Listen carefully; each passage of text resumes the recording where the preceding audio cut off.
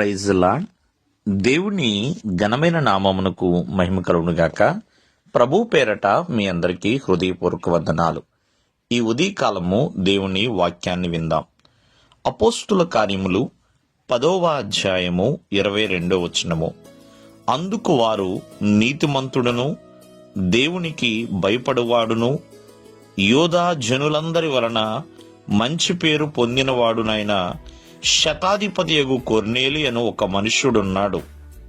ప్రియమైన వల్లరా, ఇక్కడ కొర్నేలి గురించి మంచి విలువైన మాటలు చెప్పబడుతున్నాయి. ప్రియమైన వల్లరా, ఏమని ఇక్కడ కొర్నేలి అంటే నీతిమంతుడిగా, దేవుని యందు భయభక్తులు కలిగిన వ్యక్తిగా, అంతేకాకుండా యోధా జనులందరి వలన మంచి పేరు పొందిన వ్యక్తిగా ఇతను ఉన్నాడండి.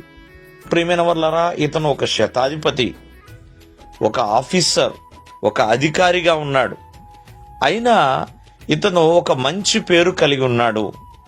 బైబిల్ గ్రంథములో వెండి బంగారాలు కంటే మంచి పేరు ఎంతో మేలు అని దేవుని యొక్క వాక్యం సెలవిస్తుంది.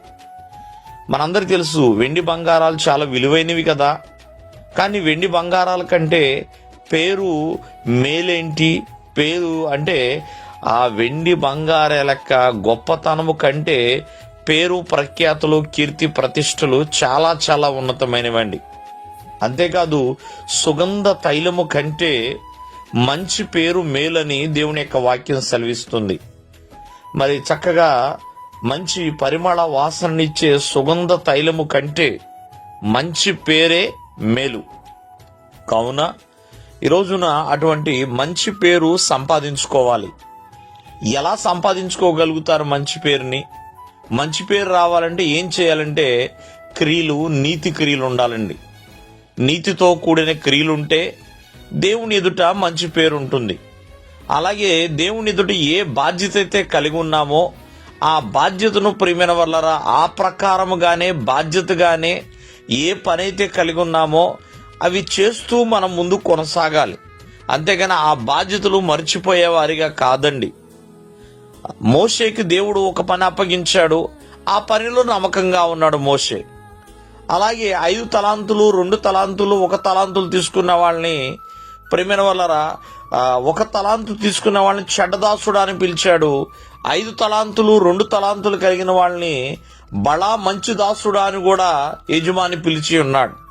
కావున ఏ పనిలో ఉన్నో ఆ పనిలో బాధ్యత కలిగి ఉండాలి. ప్రియమైన వల్లరా, నీతి కలిగి ఉండాలి, బాధ్యత కలిగి ఉండాలి, నమ్మకం కలిగి ఉండాలి. అన్నిటికంటే ప్రాముఖ్యంగా విధేయులుగా ఉండాలండి. అలా ఎప్పుడైతే ఉంటామో మరి మంచి పేరు అనేది పొందుకోగలుగుతాం.